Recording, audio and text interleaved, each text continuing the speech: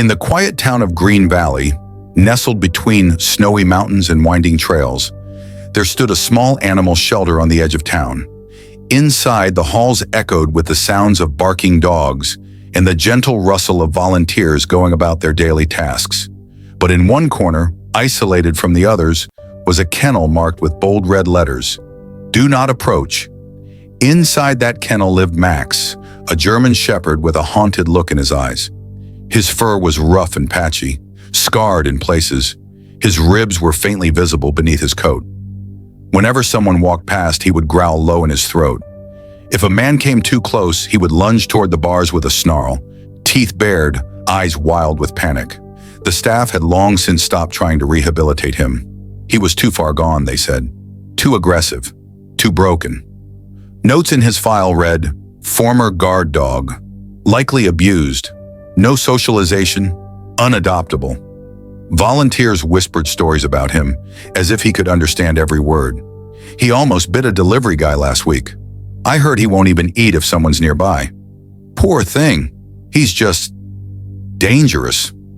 Max had arrived 8 months ago, found chained to a fence on an abandoned farm.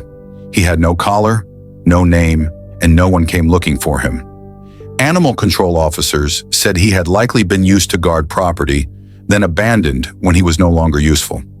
His first weeks at the shelter had been filled with barking, biting attempts, and constant fear. He never rested, always pacing, always watching. He didn't respond to treats or toys. When the staff gave him food, they slid it in carefully with a long metal pole, avoiding any contact. Over time, he became quieter, but not calmer. He curled into the farthest corner of his kennel, eyes tracking every movement outside the bars. He didn't bark anymore. He didn't have to. His silence was more terrifying than his growl. To most, he was a lost cause, until one crisp autumn morning when the bell over the shelter door chimed and a woman walked in with a little girl holding her hand. Dr. Sarah Carter, a therapist new to Green Valley, had brought her 10-year-old daughter Mia to the shelter, not to adopt a dog, but just to look. Mia had been begging to visit for weeks, promising she only wanted to see the animals. As they passed kennel after kennel of barking dogs and wagging tails, they finally reached the far corner and stopped. Max didn't growl this time. He simply stared. Crouched low, Mia tilted her head. "Why is he all alone?" she asked softly. The shelter manager approached quietly. "That's Max," she said with a sigh. "We don't let people near him. He's not safe." Sarah looked at the dog and something flickered in her eyes. She didn't see a monster. She saw something else, something wounded, something waiting. Max held her gaze for a moment longer, and then turned away, curling back into the shadows of his kennel. Sarah Carter hadn't come to the shelter to adopt a dog. She was a therapist, someone who worked with people healing from grief, trauma, and loss. Animals, though she admired them, had never been part of her work. But something about Max had stayed with her. After their first visit, she couldn't forget the way he looked at her. Not with anger, but with fear. It was the kind of fear she recognized in some of her patients, the kind that came from being hurt by someone who was supposed to care. So she returned. The next afternoon, Sarah came alone. She asked the shelter manager, Linda, if she could just sit near Max's kennel for a while. Linda hesitated, but eventually agreed. "Just don't try to touch him," she warned. "He doesn't like that." "I won't," Sarah promised. She brought a book and a small folding stool. She placed it a safe distance from Max's kennel, sat down quietly and began to read aloud. Her voice was soft and steady, not directed at him, but present. She didn't look up often, didn't watch for a reaction. She simply read. Max stayed curled in the far corner of the kennel, tense and silent, his ears flicking with every sound. He didn't move toward her. He didn't growl either. The next day, she brought Mia. Mia was cautious but curious. She sat beside her mother with her knees pulled up to her chest. "He's not mean, Mom," she whispered. "He's just afraid." Sarah nodded. "That's what I think, too." Linda joined them, folding her arms with a sigh. "We've tried everything. Food, training, behavioral experts. Nothing works. He just doesn't trust anyone." Sarah looked at Max again, noticing how he glanced at them but quickly looked away. Maybe he doesn't need someone to try so hard. Maybe he just needs someone who will let him take his time. That became their routine. Every afternoon, Sarah and Mia would sit near Max's kennel. Sometimes Sarah read, sometimes Mia hummed softly while sketching in her notebook. They never tried to lure him over or force interaction. They just were there. On the fourth day, Max shifted. It was small, barely noticeable. He uncrossed his paws and stretched his front legs slightly toward the bars, inching just a little closer. His ears were still tense, and his eyes never left them, but it was a start. Linda noticed too. "That's the first time I've seen him move toward anyone," she said, surprised. Sarah smiled gently. "Progress doesn't always look big. Sometimes it's in the tiniest steps." Each day after, Max inched closer. Not much, just enough to show he was curious. He even sniffed the air when Mia spoke. "He listens to me," she whispered one day, grinning. "He likes my voice." Sarah placed her hand over Mia's. "He's starting to believe we're safe." And for the first time in his life, Max was choosing hope. Not because someone demanded it of him, but because someone finally gave him the space to find it on his own. The decision wasn't easy. Sarah spent several days thinking it over. She knew the risks. Adopting a dog like Max, labeled unadoptable, came with responsibility and potential danger. But she also couldn't ignore the quiet shift in him. The way his eyes followed Mia, the way he no longer growled when they entered the room. Something had changed, and she believed in giving second chances. When she told the shelter board her decision, the room fell into silence. "You want to adopt Max?" One of the board members, a gray-haired woman named Denise, asked, her voice tight with concern. "Yes," Sarah replied calmly. "But you've seen his file. He's unpredictable, dangerous. He has serious fear-based aggression, especially around men." "What if something goes wrong?" Sarah folded her hands on the table. "I work with trauma victims. I've seen what fear can do to someone who was hurt and abandoned. Max isn't dangerous. He's afraid. There's a difference." "But you have a daughter," another member added. "What if he lashes out?" "I'll follow every precaution. I've already consulted with a behaviorist. I'm not doing this impulsively," Sarah assured them. "I believe Max deserves a chance." After much debate, the board reluctantly approved the adoption, under strict conditions. Max would need ongoing evaluation, and Sarah would have to sign a liability waiver. There would be regular check-ins from the shelter. She agreed to everything.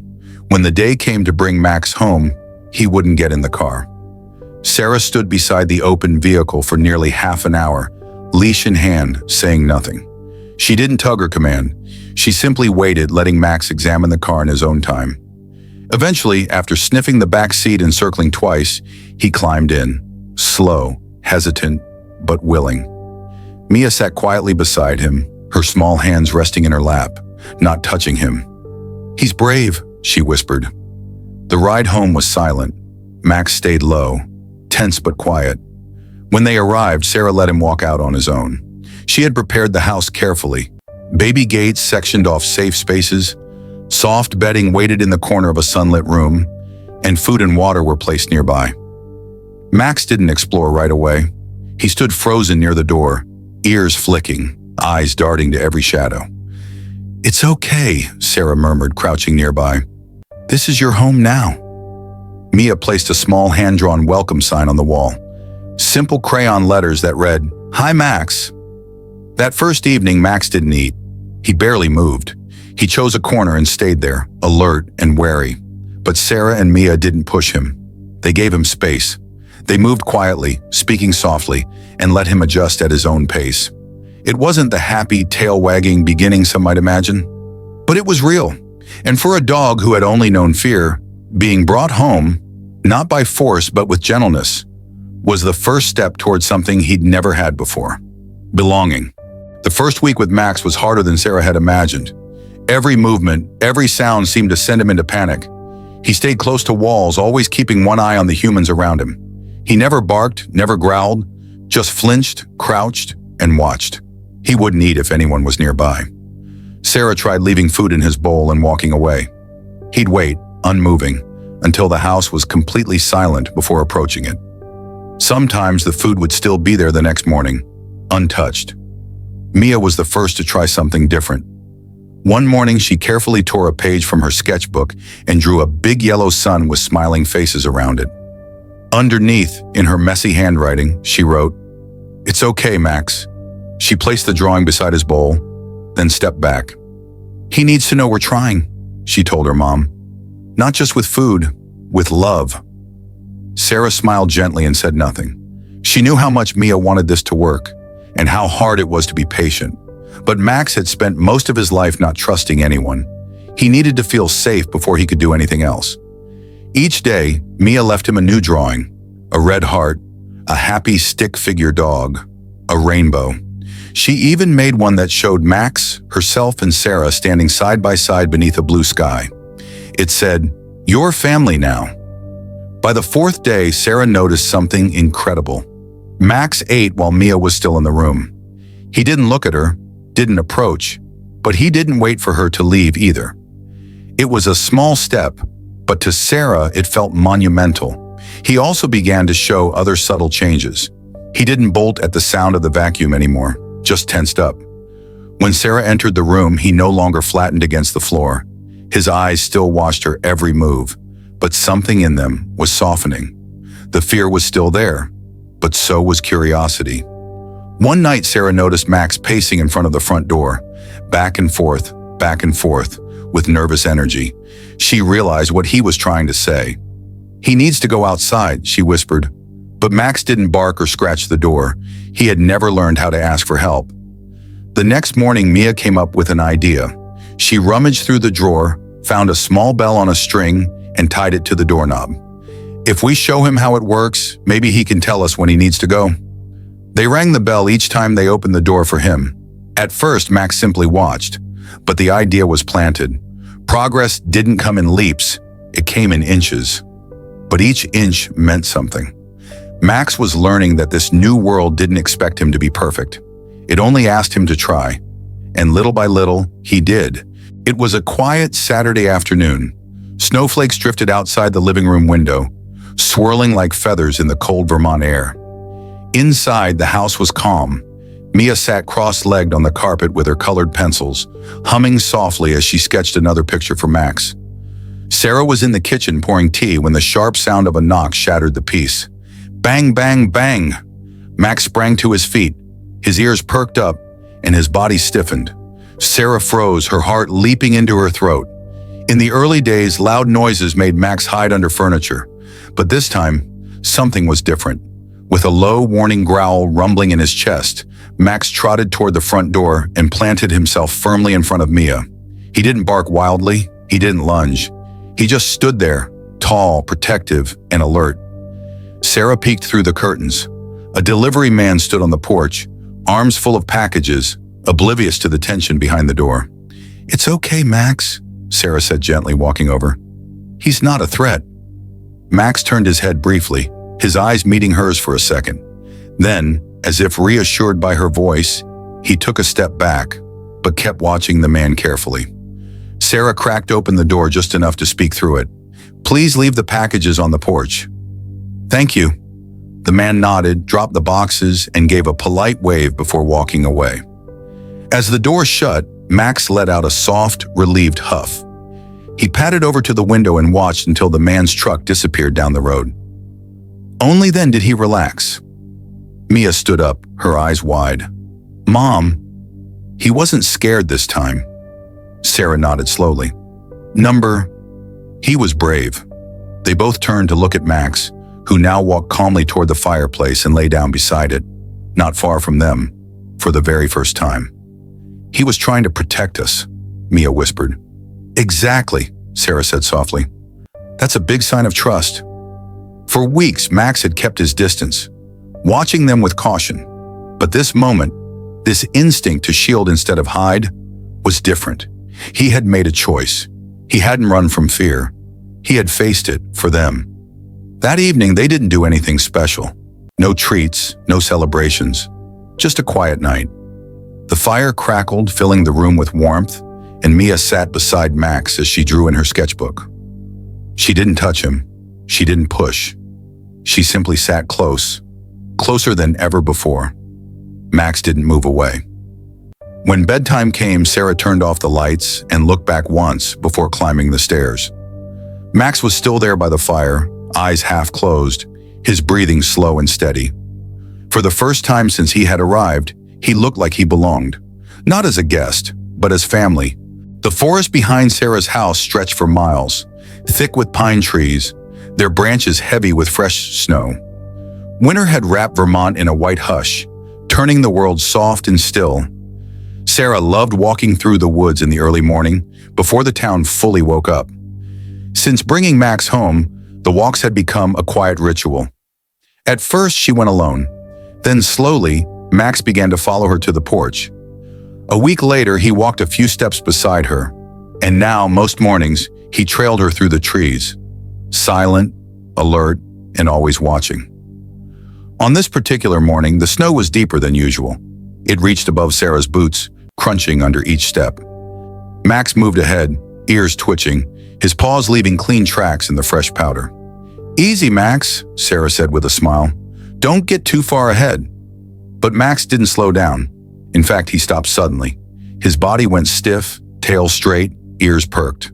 He stood like a statue, focused on something off the path. Then he bolted. "Max!" Sarah called, her heart jumping. She ran after him, the cold air burning in her throat. When she caught up, Max was standing beside a snow-covered bush, staring down at something. Sarah followed his gaze and gasped. There, half buried in snow, was a young man. His skin was pale, lips blue, and his coat torn at the sleeve. He didn't move. One leg was twisted awkwardly beneath him. A backpack lay nearby, half open, spilling out a map and a bottle of water frozen solid. "Oh my God," Sarah whispered, kneeling beside him. She checked his pulse. Weak, but there. His eyes fluttered open for a second, then closed again. Max didn't bark. He didn't growl. He simply stood beside the man, his body tense and watchful. Sarah pulled out her phone and called 911, giving their location as best she could. "He's freezing. I think he fell. Maybe yesterday. Please hurry." 20 minutes later, the rescue team arrived. 3 men in bright orange jackets, with ropes and stretchers. Max stood between them and the fallen hiker, cautious but calm. "It's okay, Max," Sarah said softly. "They're here to help." One rescuer crouched down and patted Max's head gently. "You found him, boy. Good dog." Max blinked and took a step back, allowing them room. No growling, no retreat, just steady eyes. As they loaded the man onto the stretcher, Sarah stood beside Max, her gloved hand brushing his fur. "You did something incredible today," she whispered. Back at home, Mia met them on the porch. "What happened?" she asked. Sarah told her the story and Mia's eyes lit up. She ran to Max and wrapped her arms around his neck. "You saved him, Max," she said, beaming. "You're a hero." Max sat tall, tail wagging gently. There was no fear in his eyes that day, only calm. As the sun rose over the snowy woods, Sarah looked at Max and realized this wasn't just a second chance. This was a transformation. Spring came gently to Vermont. The snow melted into streams that trickled through the woods, and the once frozen earth breathed again. Birds returned to the trees, and the sun lingered longer each day. With the changing season came new life, and for Max it meant something deeper, a new beginning. Gone was the trembling dog who flinched at every sound. Max now walked confidently through the house, his ears perked, his tail swaying with a quiet rhythm. He had claimed his favorite spot, a rug near the fireplace, where the warmth soothed his bones. Sometimes he'd rest his head on Mia's lap as she read aloud. Sometimes he simply sat beside Sarah as she worked, his presence steady and reassuring. He wasn't just a pet anymore, he was family. Sarah watched the transformation with quiet pride. She had seen trauma in her patients. She had seen it break people down, harden them, isolate them. But she had also seen healing, slow and honest, built on trust and choice. Max was no different. He had been wounded, afraid, and alone. But he had chosen them. That made all the difference. One afternoon, an envelope arrived from Green Valley Animal Shelter. Inside was a handwritten invitation. "We would be honored if you, Mia, and Max would return to share your story with the community. Many still remember Max. They deserve to see what love can do." Sarah showed the letter to Mia, whose eyes lit up. "Do you think he'll be okay going back there?" she asked, gently stroking Max's back. "I think he'll be okay," Sarah said, smiling, "as long as we're with him." A week later, they walked through the shelter's front doors, Max's leash held loosely in Sarah's hand. The staff turned in surprise. Some gasped. Others just stared. "Is that Max?" one volunteer whispered. Max stood tall beside Sarah, looking around but not afraid. His posture was calm, his eyes steady. Linda, the shelter manager, approached with tears in her eyes. "I don't believe it," she whispered. "He's glowing." In the gathering room, a crowd formed. Sarah shared Max's story, starting from the first moment she saw him, curled in a corner, too scared to lift his head. She spoke of patience, of silence, of letting him choose trust instead of forcing it. "Max didn't need discipline," she said. "He needed safety. He didn't need to be fixed. He needed someone to believe in him." Mia stepped up, holding a drawing she had made. Max standing in a field of flowers, tail wagging, eyes bright. "I learned that even the scariest dogs," she said, "just need someone to love them." The audience stood and clapped. Some wiped away tears. At the end of the day, the shelter presented Mia with a certificate. In golden letters it read, "Junior Animal Helper, for kindness, patience, and a heart full of hope." That night back home, Max curled up by the fire. On the wall above him hung photos of his journey, from fear to family. Sarah knelt beside him, brushing his fur gently. "You just needed a chance," she whispered, "and you gave us so much more in return." Max opened one eye, gave a soft sigh, and wagged his tail.